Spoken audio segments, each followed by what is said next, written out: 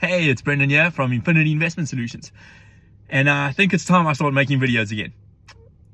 Why now? Well, there's a few reasons. So number one is the market's obviously changing dramatically. And that presents significant opportunity as well as a little bit of risk. So how are we applying ourselves to be able to manage those risks and take advantage of those opportunities? Number two is, one of the questions I asked myself with creating these videos is, how can I share something of value that you can use in your life that you can't learn from somewhere else? Because obviously there's a lot of people producing mountains and mountains of content. I mean, there's an information deluge available. And if I'm going to be a part of that information stream that's coming into your feed, how do I differentiate what I'm teaching or what I'm sharing and the strategies we're learning and deploying in order to create wealth and keep buying, even though the market's going a little bit crazy, that you can then use in your own personal life to make a difference? Because I don't want you to waste time watching this video that you could have just learnt the same thing from somebody else, like a Robert Kiyosaki or a Meet Kevin or a Grant Cardone. And I mean, I highly recommend that if you are trying to get results, go learn from some of those good quality people. They're out there and they're doing good things. They've got great courses available. And I think they're very, very good teachers and mentors. I mean, there's great guys out there that are teaching very, very good quality stuff. So I want to try and share with you something that they might not be teaching. So let's take an example today. So one of them that I've been getting asked a lot lately is I want to get into the property investment game. Brendan, I see you've done a lot over the last 12, 15, 20 years. We've built a big portfolio over there. How do I get started? And should I wait until the market's bottomed out? And I'm like, no, that's the worst decision ever, to wait until the market's bottomed out to get into the market. And I'll give you a few reasons why. So one of them is you're never going to time the market right exactly. Never. So you got to get that out of your head, especially if you haven't been in the market. So if you're a novice investor thinking that you can time the market right because there's so much noise that's going on in the news right now on what's happening in the market, that, oh, it's going down and, prices are going down and you should wait and interest rates are up and all the rest of that stuff, is the worst thing you can do is not be in the market. It's not about timing the market. It's about time in the market. And why is it about time in the market? So this is what happens. So the second question people ask me is, where do you get deals from? Well, the only way you get deals is you build a track record, a good quality track record that you close, that you don't renegotiate very much, that you don't mess sellers around, that you have a good reputation, that when you go under contract, you close on the deal without messing people around. That's number one. Number two is, the only way you get the deal feed in is after you have closed on deals, because people aren't going to phone you if you're the first person that says, oh, I'd like to buy something, when it's the perfect timing in the market and it's the cheapest it will ever be, and I've only got so many dollars to spend, and I don't know how to get the finance, and I don't know how to manage the property, and I don't know how to get staff to look after it, and all of those things. That means you're never going to get that call from the broker that says, hey, here's an amazing deal, I think you should buy it right now. The reason we get those calls is because we've been in the market in the US, for example, for 12 years. And we've got partners that have been in the market for 20, 30, 40 years. So they're bringing us deals because we've got a reputation of always closing and that we don't mess people around.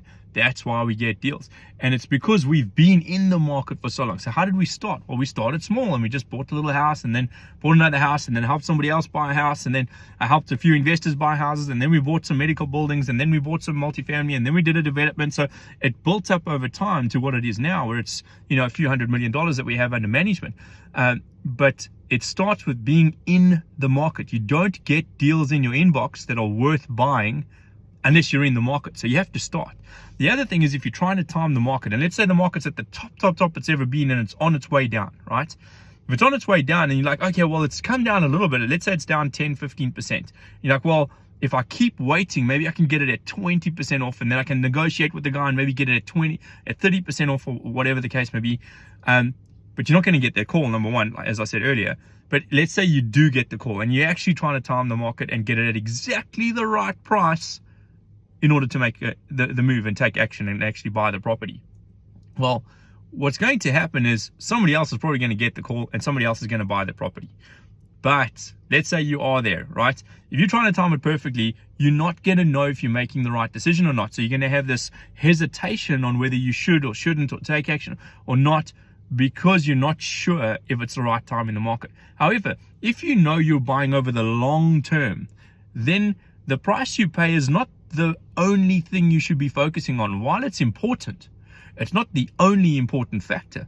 The key factor here is you want to have time in the market. So if you're buying on the way down, right? So let's say you buy a property here that's 20% below its peak value and its market value in today's market. And then you buy another one that's maybe 10% below that a year later. And then you buy another one that's maybe 10% below that another year later. So you've been in the market for 3 years and you bought maybe 3 properties. But over that time period, if you dollar averaged on your way down, you'll find that you've actually more or less timed the bottom of the market fairly well across 3 properties or 4 properties or 5 properties.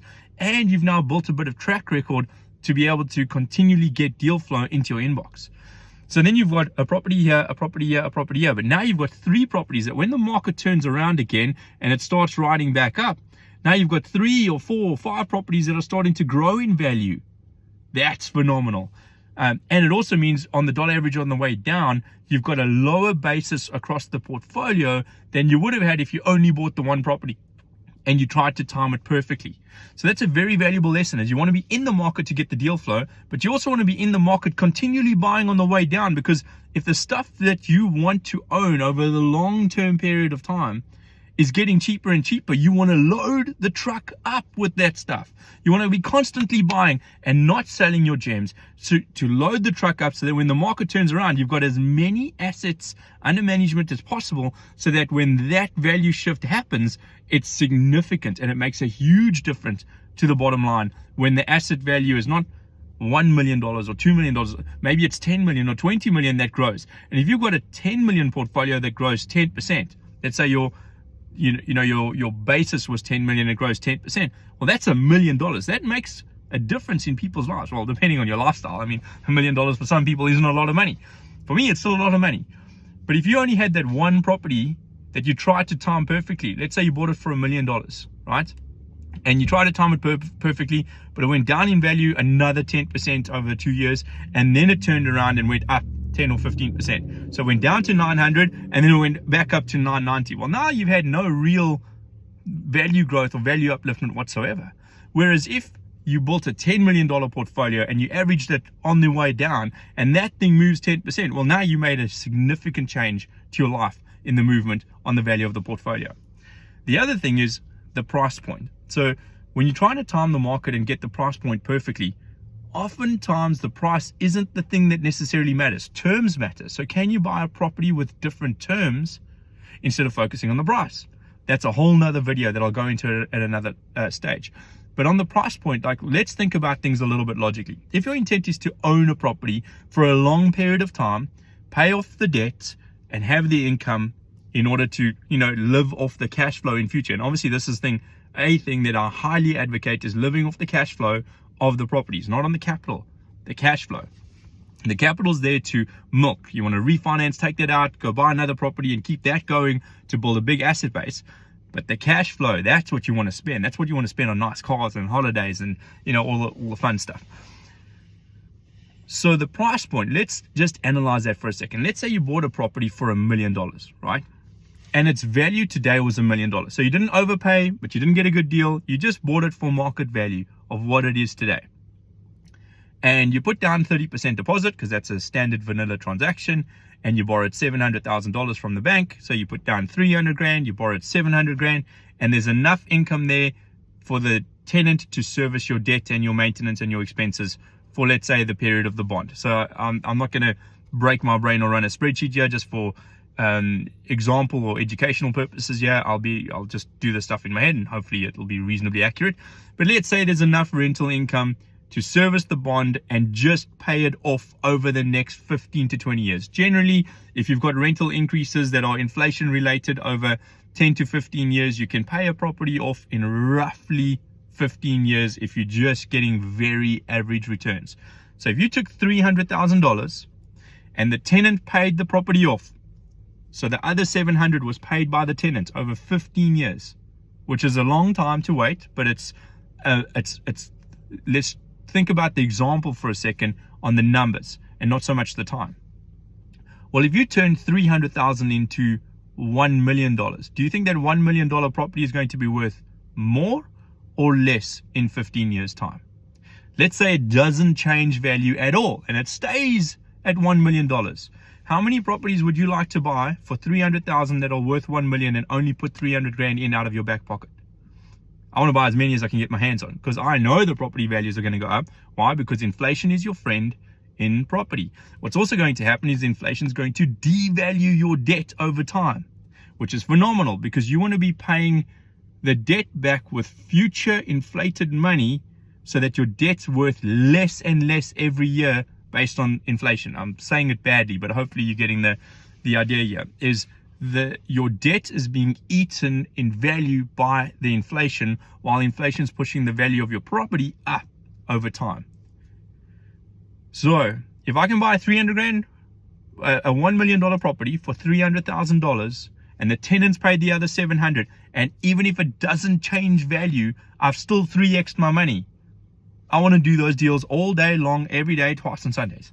So the price point is not necessarily the thing you need to fixate on. Let's say you overpaid for the property and you paid $1.1 million and it was only worth 1 million. Well, if I turn 300 grand into $1 million in value, even though I overpaid for the property, it doesn't matter so much. Yes, we want to get the best price possible when we're negotiating to buy, but it doesn't mean that you should not buy the property. You should absolutely buy the property if the numbers make sense and do the best you possibly can on the price, but don't let it be the only thing that determines whether you pull the trigger or you don't pull the trigger. So anyway, I thought I'd leave you with some of those thoughts today. I'm going to try to do a lot more videos of this nature in future to share with you some of the thinking behind how we make decisions and why we make decisions on the properties we're looking at. We've got quite a sizable portfolio under management. We're learning every single day on what to do and what not to do and how to manage the risks in this environment. And it's been a lot of fun. So I hope you found this valuable. If you did, please share it, like it, do all of that stuff. If you didn't, that's okay. Thank you very much for watching. Take care. Bye-bye.